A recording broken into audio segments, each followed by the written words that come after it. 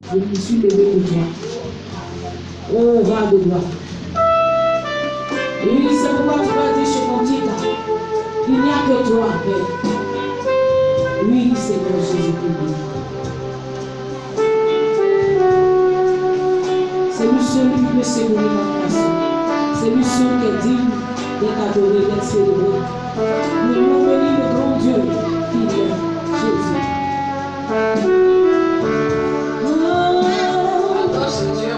Il n'y a que toi, Seigneur, il n'y a que toi.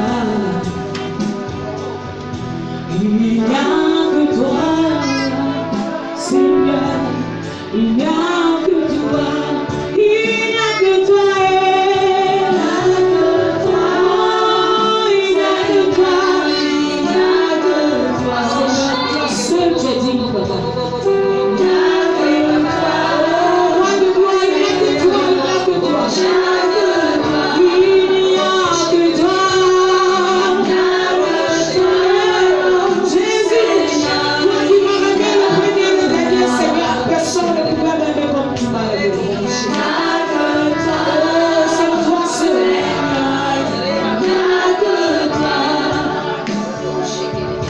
J'espère en toi, mon sauveur, j'espère en toi,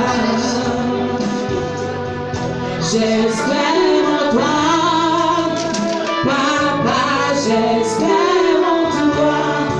Il faut le dire de tout ton cœur en l'adorant. Oh, dis-lui, parce que personne ne peut venir à ton secours. Personne.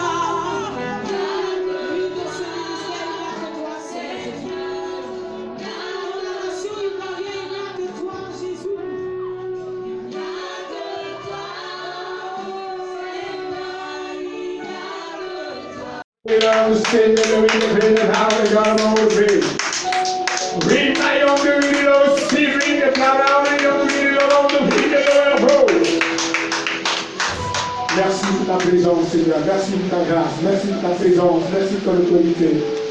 Que l'honneur te revienne pour ton esprit au milieu de nous. Sois béni, sois élevé, sois glorifié. Mighty Lord, the saint, the on the ground, sting, the glory God. Merci notre Dieu et notre Père. Que ton nom soit béni, Seigneur. Merci pour ta parole. Merci pour la vie de Dieu. Merci notre Dieu, Père, pour ce Christ. Merci notre Dieu, Père, pour la foi que tu ouvres devant nous. Seigneur mon Dieu, mon Père, viens prendre le contrôle de toutes choses. Que tout ce qui est chargé soit effacé de ce Dieu. Et que l'Esprit de Dieu, Père, apparaisse pour nous faire du bien. Que la gloire de Dieu descende maintenant pour bénir ton peuple. Viens, Seigneur notre Dieu, et que l'honneur te revienne à tout jamais. Au nom de Jésus. Amen. Amen. Est-ce qu'on peut acclamer le Seigneur?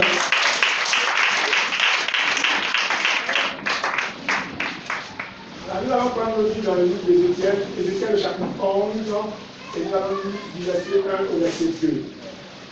Et avec ce passage, nous allons partager ensemble un thème important, c'est le mystère des portes. Donc ce matin, nous allons parler du mystère des portes. Et nous allons prendre le livre d'Ézéchiel, chapitre 11. Nous allons lire le verset 1 au verset 2.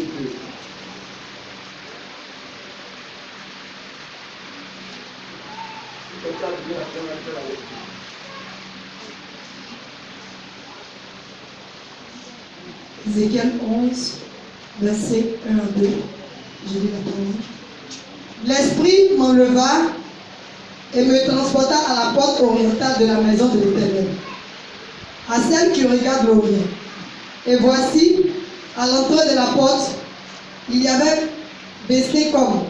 Et je vis au milieu d'eux Shazania, fils d'Azur, et Pélatia, fils de Bénacha, chef du peuple. Et l'Éternel me dit, fils de l'homme, ce sont les hommes qui méditent l'iniquité et qui donnent de mauvais conseils dans cette ville. Amen. La Bible dit, l'Esprit m'enleva et me transporta à la porte orientale de la maison de l'Éternel, celle qui regarde à l'Orient, et voici à l'entrée de la porte, il y avait 25 hommes. Et l'Esprit me dit, voici ces hommes qui donnent de mauvais conseils au peuple. Donc ces hommes qui détournent le peuple de Dieu. Mais la Bible dit que ces 25 vieillards, ces 25 hommes qui étaient les chefs de la ville, étaient à l'entrée de la porte. Et donc depuis l'entrée de la porte, ces hommes ont commencé à faire des blocages, à mettre des problèmes, à mettre des choses contraires à la volonté de Dieu dans le cœur du peuple de Dieu.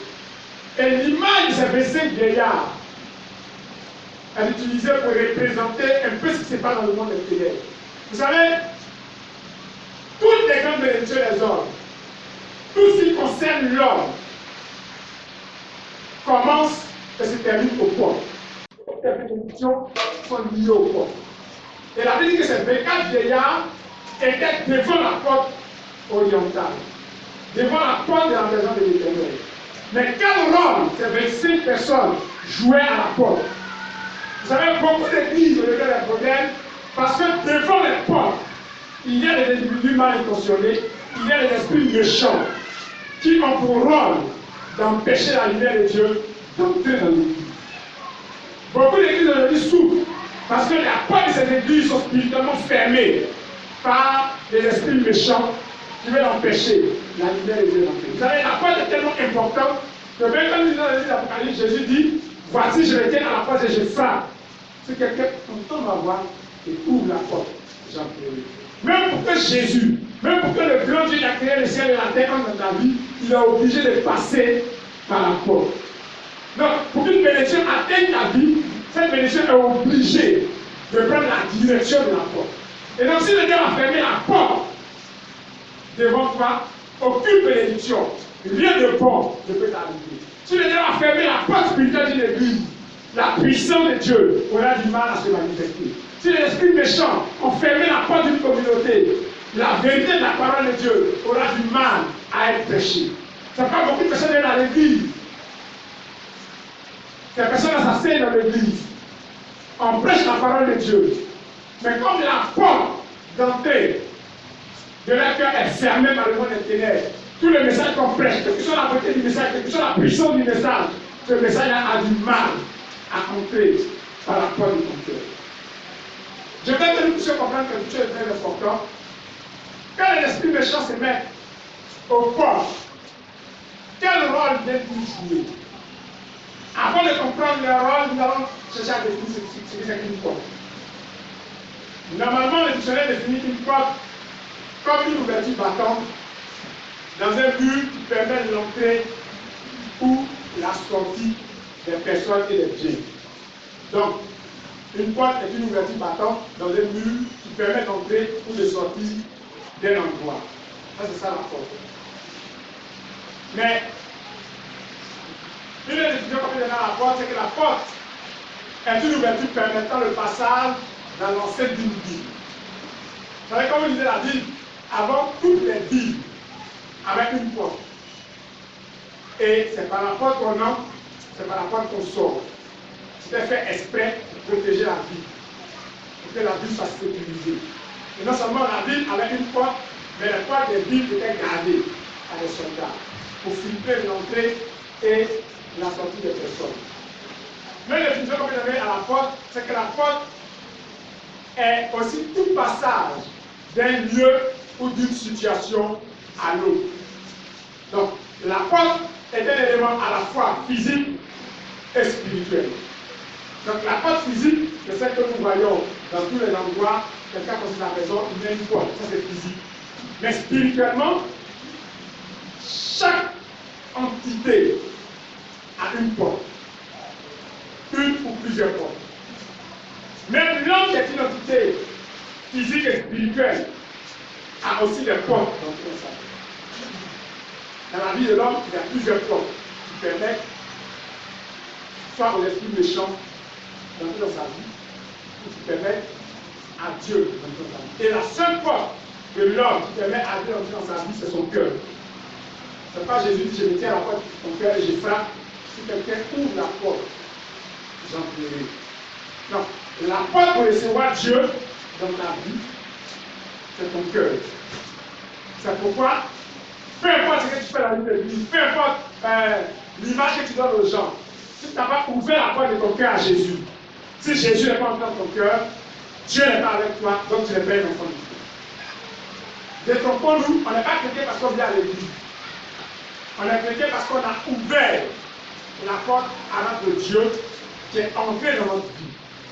Et tant que tu n'as pas ouvert la porte de ton cœur à Dieu, et que tu es assis dans une église, Dieu ne te connaît pas. Alléluia. Parce que beaucoup de personnes viennent à l'église pour diverses raisons. Il y a des gens qui sont assis ici, ça fait les femmes qui sont là. Il y a des femmes qui sont assises ici, ça fait les garçons qui sont ici. Il y a des gens qui sont assis ici, ça fait les malades qui sont là. Ce n'est pas que de Dieu. Il y a des gens qui sont ici, c'est parce qu'ils sont malades, il y a des guérisons qui sont là. Donc, si tu n'as pas ouvert la porte de ton cœur à Dieu, tu n'es pas là pour Dieu, mais tu es là pour aucune autre raison. Et cette raison-là ne pas te conduire au ciel. Alléluia. Alléluia. Et donc, voici, de manière ramassée, donner la définition d'une porte. Et comme le diable connaît l'importance des portes, qu'est-ce qu'il fait pour bloquer les hommes, pour bloquer les églises, pour bloquer les vies? Il va envoyer l'esprit en mission aux portes. Et quand un esprit est aux portes de ta vie, le premier rôle qu'il vient jouer, c'est d'empêcher la lumière d'entrer dans ton cœur, d'entrer dans ta vie. Et donc, quand la lumière est empêchée d'entrer dans ta vie devient une vie ténébreuse, une vie remplie de ténèbres. Le diable empêche la lumière de la parole de Dieu d'entrer dans le cœur des gens. Et c'est pourquoi il y a certaines personnes, même quand elles viennent à l'église, au moment où on loue, on chante, on danse, elles sont éveillées. Au moment où on prêche la parole de Dieu, il y a la lumière, elles commencent à dormir. Il y a un sommeil subit qui s'installe sur eux, un assoupissement, pour empêcher que la lumière de la parole entre dans ton cœur, éclaire tes ténèbres et te donne la vie. Parce que c'est la parole de Dieu qui donne la vie. C'est la parole de Dieu qui aide. La puissance de Dieu vient pour nous ouvrir la voie. Mais la seule entité capable de nous changer, de nous transformer durablement, c'est la parole de Dieu. Et donc quelqu'un qui vient à l'église et qui a son cœur fermé à la parole de Dieu, cette personne-là vient à l'église pour perdre son temps. Et le diable, son rôle, c'est quoi?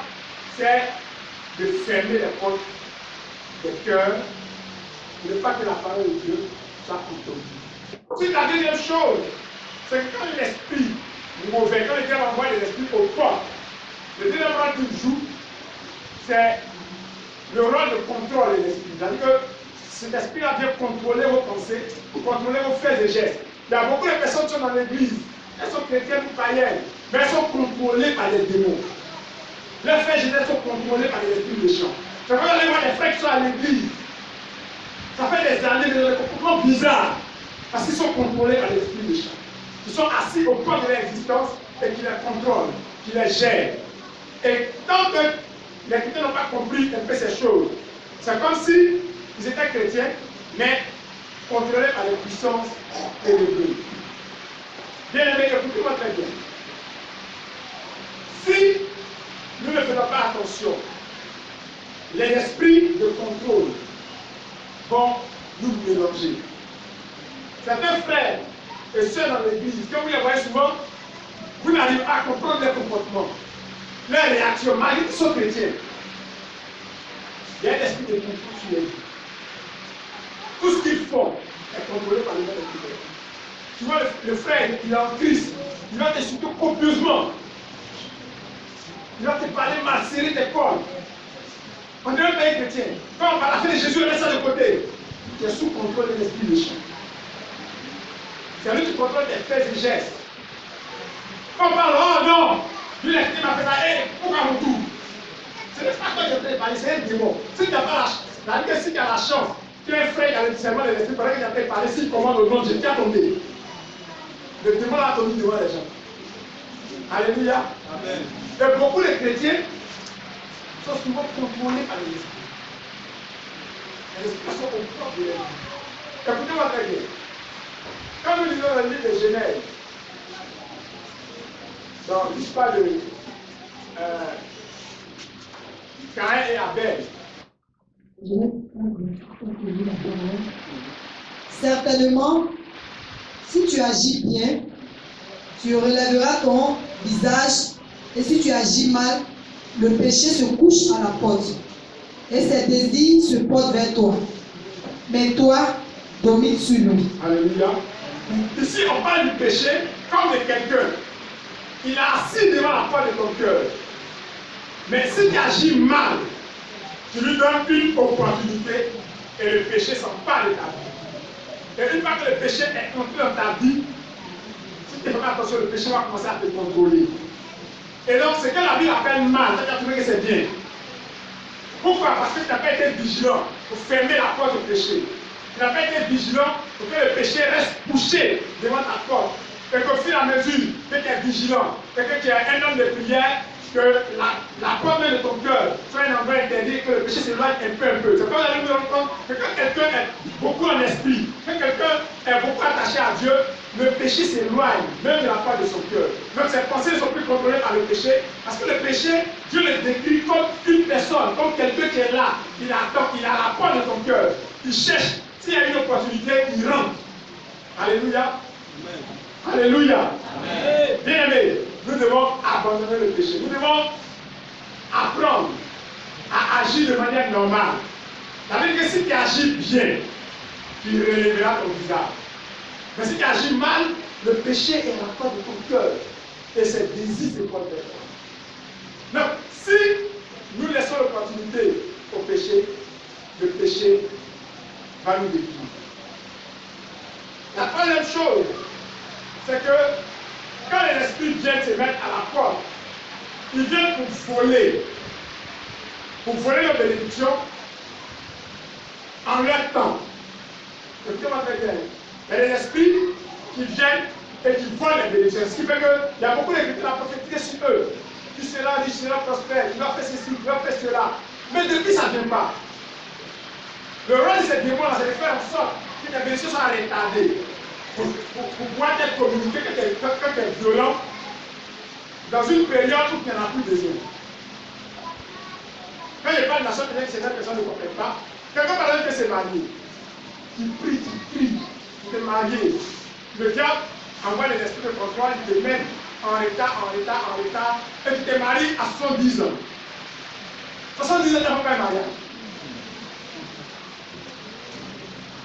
À 110 ans, mariage, tu n'as pas un mariage. Alléluia. Vous voulez juste mettre dans ton CV qui est marié. Alléluia. Non, je cherche un emploi. Et tu pries jusqu'à 50 ans. Tu es marié à ton premier emploi. En quelle année tu es à la retraite? Alléluia. Amen. Donc les esprits là viennent, ils contrôlent ta vie et ils ajoutent des bénédictions. Et certaines personnes sentent que cet esprit de contrôle-là est là. Il a l'impression dans sa vie, il a une bénédiction qui est tellement proche de sa vie. Dès qu'il me tend sa main, ça s'en va un peu devant. On dit l'année prochaine, il va avoir. L'année prochaine encore, il sent que ça va aller, cette année, c'est mon année. C'est mon année.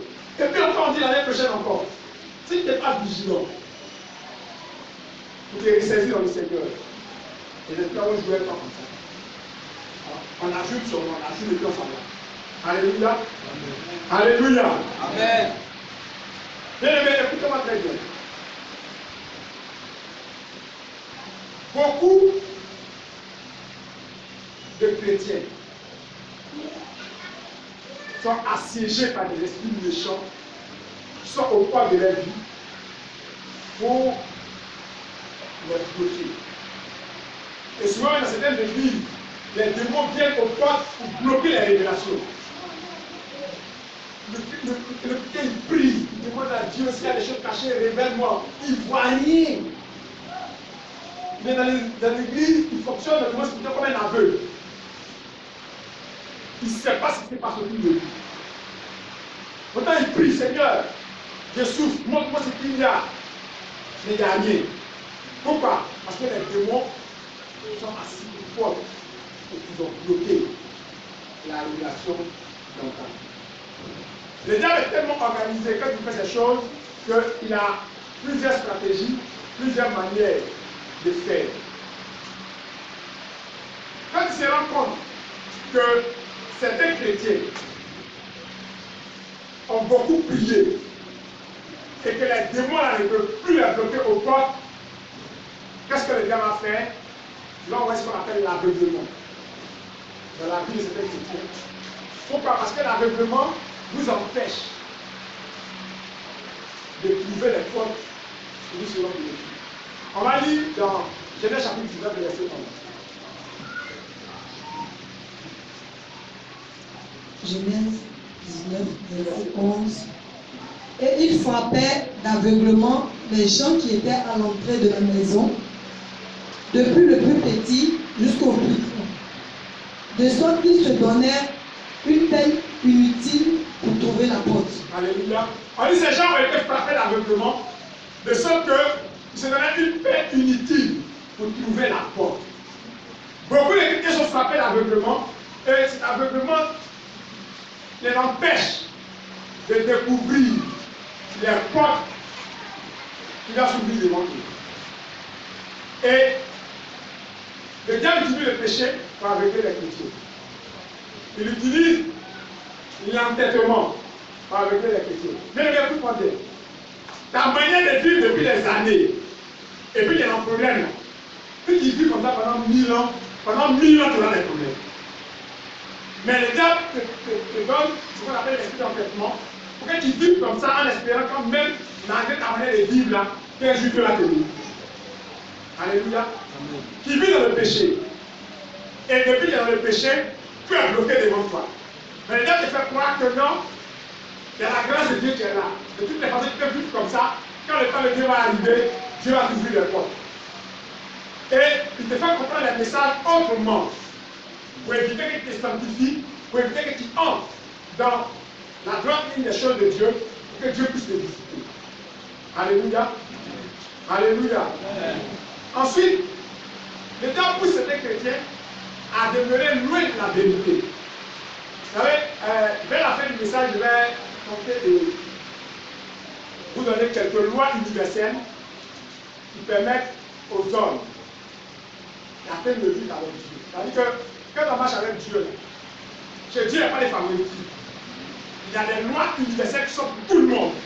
Si tu les respectes, sauf par une intervention démoniaque, j'ai des problèmes dans ta vie, mais le résultat sera le même pour tous les autres. Alléluia. Ensuite, quand vous lisez la Bible, Dieu connaît tellement l'importance de Paul qu'il a demandé au peuple d'Israël, quand l'ange de la mort devait passer, de mettre le sang sur les linteaux des portes. Et quand l'ange de la mort va voir le sang de Jésus sur la porte là, qu'il passe. C'est lui qui a le sang de Jésus. C'est lui qui a donné sa vie à Jésus. Les portes de sa vie sont garanties par la vie. Alléluia. Alléluia. Amen. Quand tu prends Jésus au sérieux, tous les esprits méchants que les gens envoient, quand ils voient les portes qui te concernent, ils passent tout. Parce que le sang de Jésus te protège, te garde. Ensuite,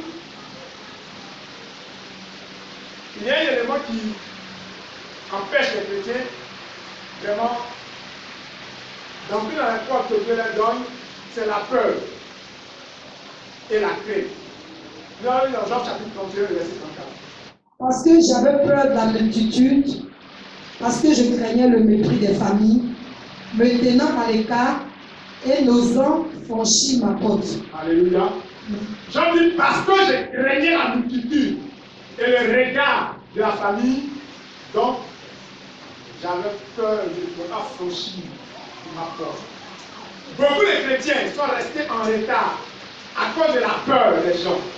Beaucoup de chrétiens, même dans l'église, ils ne peuvent même pas diriger un culte parce qu'ils ont peur de tout le monde. Ils vont s'asseoir à tomber. Ils ne peuvent même pas prendre la parole pour prier devant les gens. Quand j'ai prié, ils vont me moquer de moi. Ils vont se moquer de moi. Ils ne peuvent même pas aller chercher un boulot pour travailler parce que j'ai allé là, je vais échouer. Ils ne peuvent même pas entreprendre quelque chose parce que ça, s'il est fait là, les gens vont se moquer de moi.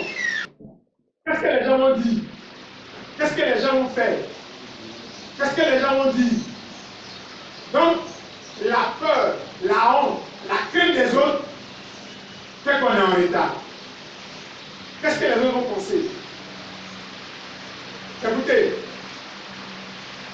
ces deux éléments, la peur et la crainte, nous empêchent de franchir les portes. Donc, je vais vous exhorter à vous départir de ces sentiments-là. Qu'est-ce que les gens vont dire? Ta vie, c'est ta vie. Surtout pour réussir, il faut apprendre à surmonter ce que les gens vont dire de toi. Donc, à cause du regard des autres, on se met en retard. On se met dans des situations vraiment difficiles. Qu'est-ce que les gens vont dire? Et ça, souvent, ça met des frères et des sœurs dans des problèmes. Je vais ouvrir une parenthèse. Ça nous, souvent même, ça crée des problèmes dans les relations et ça amène les chrétiens. C'est ce qui fait qu'il y a beaucoup de divorces au milieu des chrétiens. Le frère et la soeur sont fiancés. La soeur a découvert, le frère a découvert que la soeur a vraiment la manière qu'elle a, c'est pas bon. Ça a m'arrangé. Tu rentres dans ma manière de dire souci. Mais comme il a annoncé partout, à toute l'église, qu'on est fiancé, le frère et la soeur, si on dit qu'on est fiancé, qu'est-ce que les gens vont penser? C'est le jour où vous allez mourir, les gens vont penser quelque chose. Si vous voyez que ça ne va pas, votre relation n'est pas aboutie, les problèmes d'accord, c'est vous les mêmes qui avez dit que vous voulez vous marier. C'est vous les mêmes qui vous voulez dire, ah, on a dit qu'on voulait se marier, on a dit que ça ne va pas, on se marie plus. En fait, tu veux continuer à cause de ça. Alléluia. Alléluia. Apprenons à vivre loin des regards des autres, loin de ce que les autres pensent. Le problème avec les portes, c'est que chaque porte, normalement, pour être opérationnel, la porte a besoin d'un élément important, c'est la clé. Alléluia. S'il y a une porte et que ta porte n'a pas de clé, c'est comme si la porte était inutile. Alléluia. Et la clé est un élément très important. C'est une clé de quoi? Comprenons que d'abord la clé est une pièce en métal que l'on introduit dans une cellule pour ouvrir ou fermer un accès. Ça, c'est la première définition qu'on donne de la clé. La deuxième définition est que la clé est une information, un code, une connaissance de base qui permet de débloquer une situation. Donc la clé est quelque chose d'essentiel à une affaire ou une activité. Donc voici la première définition qu'on donne à la clé. D'abord, physiquement, la clé est une pièce en métal qu'on insère dans une cellule pour ouvrir l'accès. Ça, c'est la définition physique. Mais une autre définition, c'est que la clé est une information, un code ou une connaissance de base. Donc, si tu n'as pas cette connaissance, tu n'as pas cette information, tu ne peux pas ouvrir par cette porte. Alléluia. Et à la matière, celui qui n'a pas la clé se retrouve dans beaucoup de problèmes. Donc, sans la clé, l'homme se retrouve dans beaucoup de problèmes, dans l'incapacité d'entrer par une certaine porte. Et je voudrais que Dieu nous aide à comprendre quelque chose. Nous allons lire Luc chapitre 11, le verset 52. Malheur à vous, docteurs de la loi, parce que vous avez enlevé la clé de la science, vous n'êtes pas entre vous-même, et vous avez empêché d'entrer ceux qui le voulaient. Alléluia. Ça veut dire malheur à vous, docteurs de la loi. Vous avez enlevé la clé de la science. Et vous-même, vous n'êtes pas entré. Et ceux qui veulent entrer, vous les empêchez de vous. Voici le malheur qui vient. Beaucoup d'enseignants, beaucoup de docteurs, ils ont enlevé la clé de la loi, la clé de la science. Vous savez, j'ai appris aux gens, ceux qui sont les intellectuels peuvent me mettre d'accord avec moi, que la vie chrétienne, la marche avec Dieu est une science exacte. Seulement, le seul problème, c'est que cette science-là a des règles différentes de vos autres sciences. Pourquoi les médecins disent quoi? Quand les médecins font les trucs, on dit tel médicament, ça soigne ça parce qu'il y a tel de l'hôpital, quand quelqu'un est malade, il suffit de l'examiner, on sait qu'il a un palier, on fait un tel de sang pour tout qu'il a ça, et puis on prend les médicaments appropriés, on lui donne, il guérit. Dans la marche avec Dieu, c'est pareil. Dieu dit, pour aller au ciel, donne ta vie à Jésus. C'est une science exacte. On n'a pas donné ta vie à Jésus, on fait direct. Quand il renverse la science de Dieu, l'action qu'il doit poser là, va te rattraper. Et on a eu beaucoup de gens plein de problèmes. Pourquoi? Parce qu'ils ont renversé la science de Dieu. On a commencé à enseigner que tu peux vivre comme tu veux. Dieu est le Dieu de la grâce. Il va te bénir. Et ça fait des années, les gens sont dans ces choses-là, ils prient. On leur montre des codes bizarres. Ils essaient, ça ne marche pas. Frère, il faut revoir ta manière de vivre. Tu as renversé la science de Dieu, et cette science va te renverser. Quel Dieu est Dieu?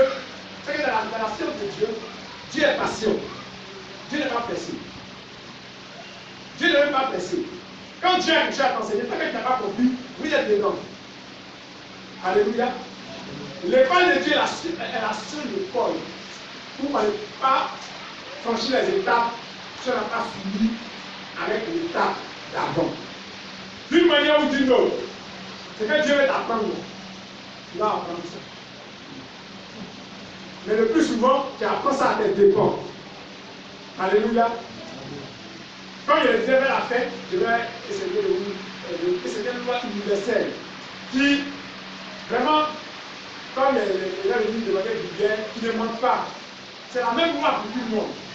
Si tu l'observes, tu en tires la bénéfice. Si tu ne l'observes pas, bon, tu en fais les frais. Alléluia. Alléluia. Amen. Je souhaite que par la grâce de Dieu, on dit malheur à vous, docteur de la loi. Vous avez enlevé la clé de la science. Donc, ils ont pris la clé de la science, ils l'ont mis dans leur poche. Donc, la porte est là, et ils ne veulent pas entrer. Et les gens qui veulent entrer, ils les empêchent d'entrer. Et il y a beaucoup de docteurs de la loi aujourd'hui dans nos églises. Ils ne veulent pas entrer par la foi de Jésus, mais ils empêchent les autres de recevoir Jésus par leur comportement. Ils empêchent les autres d'entrer par la porte.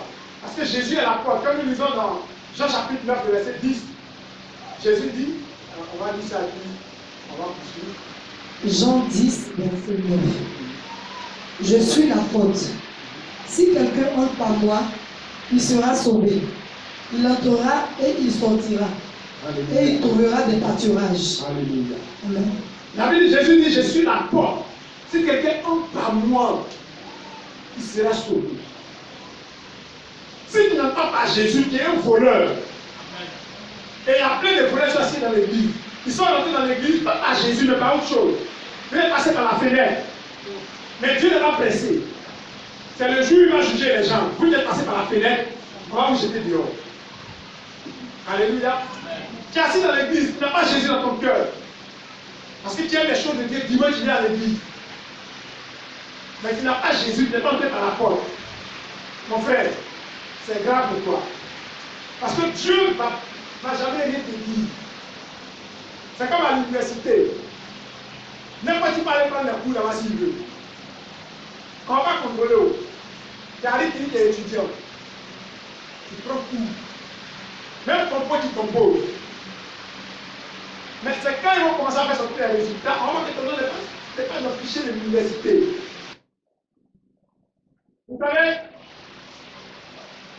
les portes constituent les lieux où la domination et l'autorité, ou même les principautés se réunissent pour former un complot contre les gens.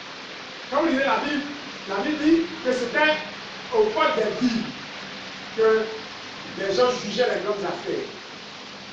Les lieux où les gens devaient à la porte pour juger. Et le monde des ténèbres a utilisé ce même principe pour comploter contre les enfants de Dieu, contre les hommes. Et c'est pourquoi, quand vous lisez la Bible dit, généralement, avec un exemple chanté, quand Dieu ouvre une porte, personne ne peut la fermer.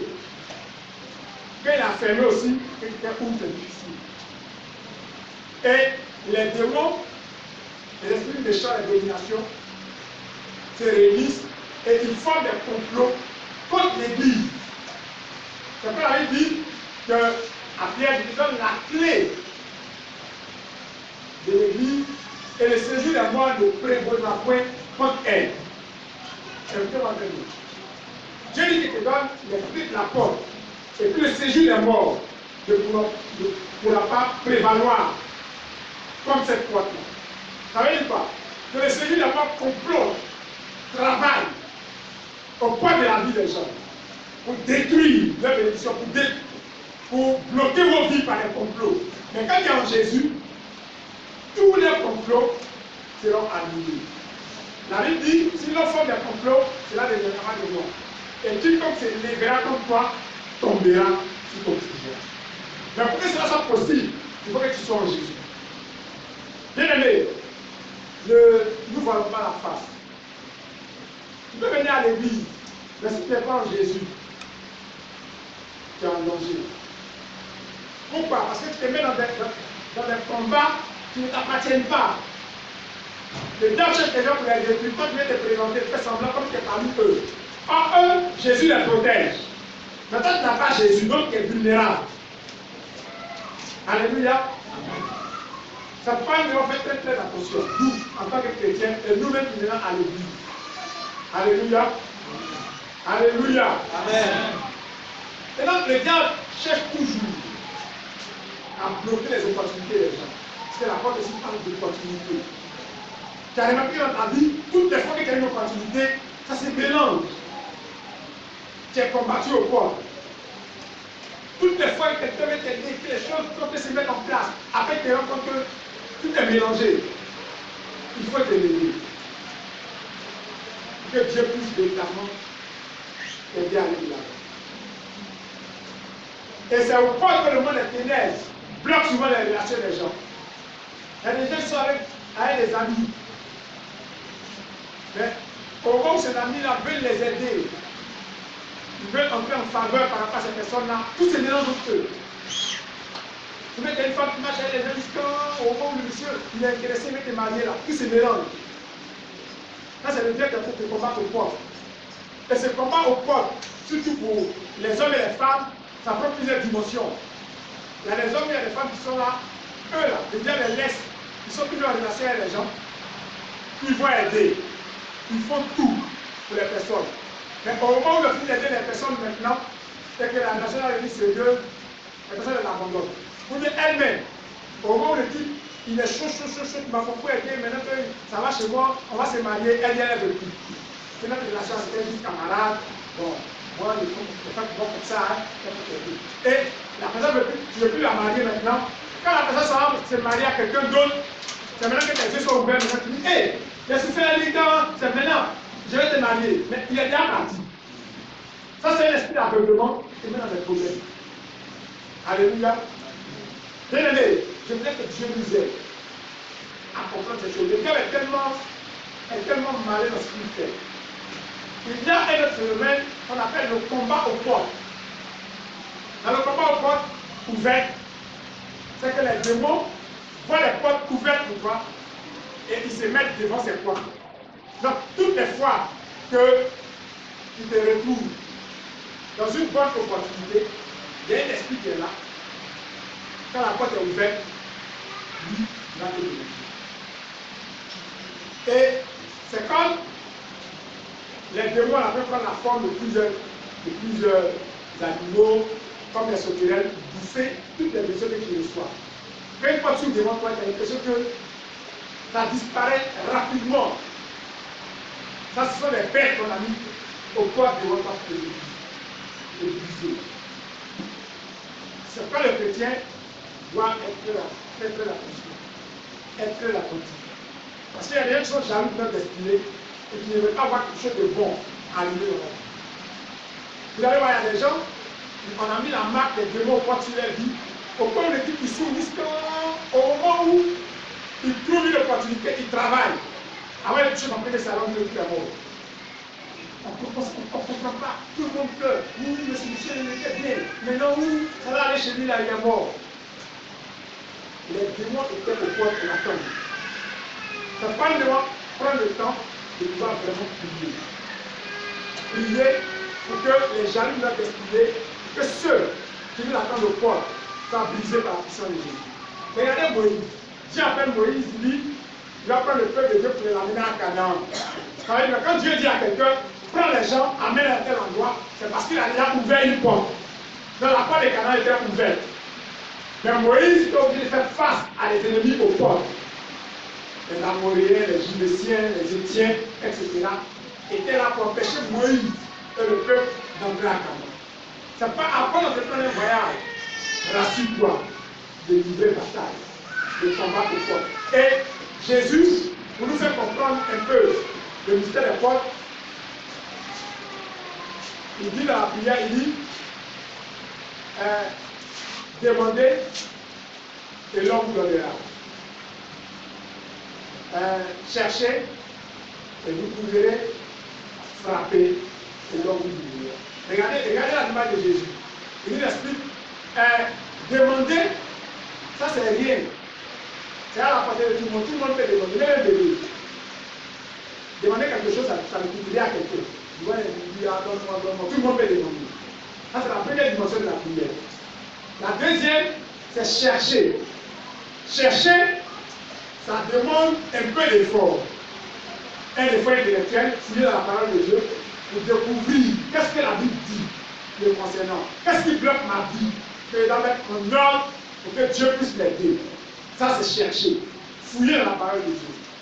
Maintenant, la troisième dimension qui est difficile, c'est frapper. Selon nous dit. Frapper renvoie à la guerre, à la bagarre. Beaucoup de chrétiens aiment se limiter à demander. Mais quand il les explique aux pauvres, la demande là, ça ne va pas arriver quelque part. Donc c'est limite seulement à chercher. Mais quand le combat va plus loin, il faut frapper. Ça fait maintenant appel au combat spirituel. Là, on a plus dans les histoires de Seigneur, pardon, Seigneur, aide-moi. Non, il faut frapper. Tu frappes l'ennemi. Quand tu vois que tu es en train de mettre KO, il va quitter devant la porte. Alléluia. Et beaucoup de chrétiens n'aiment pas frapper l'ennemi. Donc l'ennemi est à la porte et il se prend maître de toute leur vie. Examine ta vie. Regarde. Qu'est-ce qui ne va pas? Est-ce qu'il y a un ennemi au poids de ta vie que tu dois frapper? Comment te préparer de ça? Alléluia. Et quand tu l'auras frappé, alors la grâce de Dieu va s'élever vraiment pour t'aider.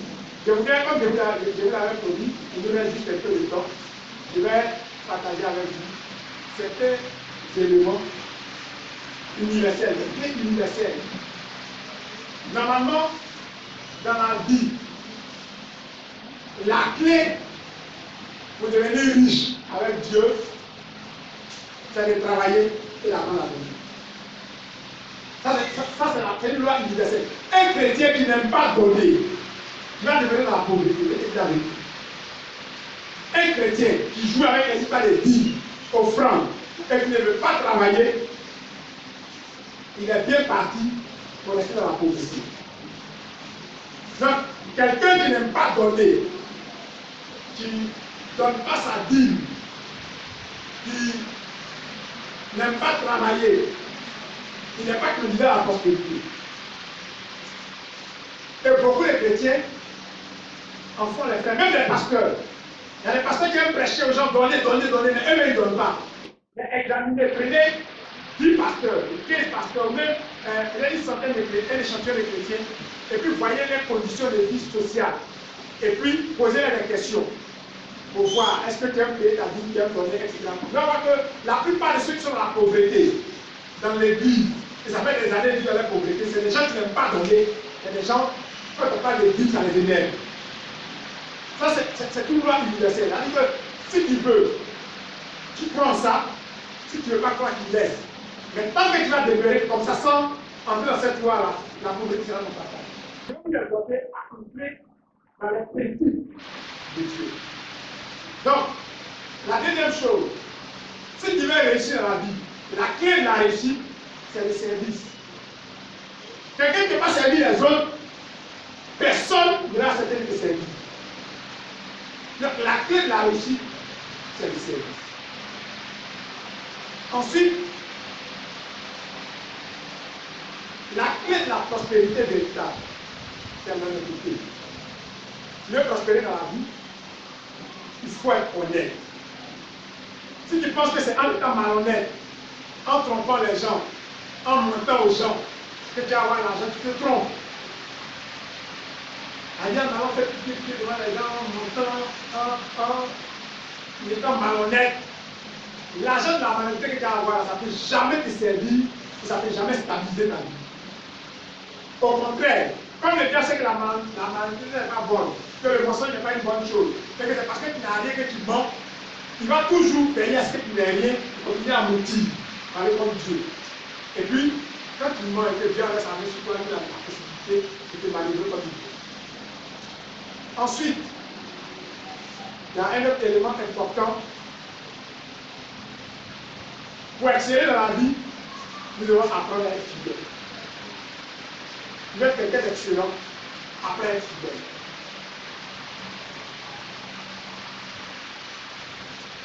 Un autre élément important, la peur que quelqu'un change, à côté de toi, toi-même change. Si tu veux être fort, il faut prier souvent.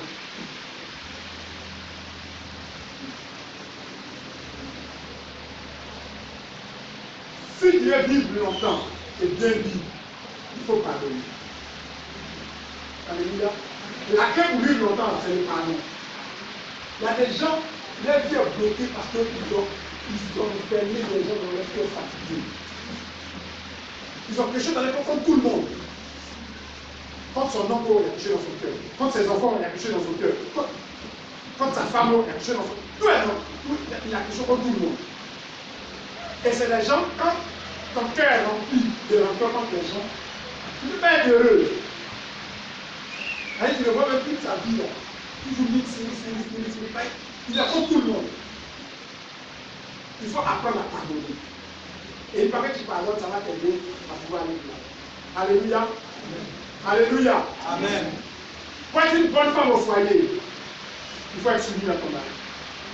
Pour être un bon homme, il faut écouter ta femme. Il y a des gens dans la maison, les femmes n'ont pas droit à la parole.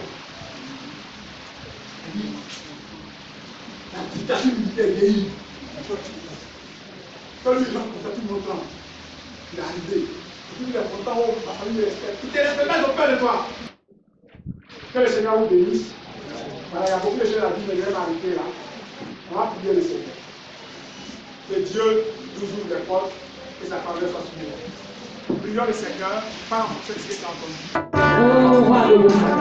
Merci.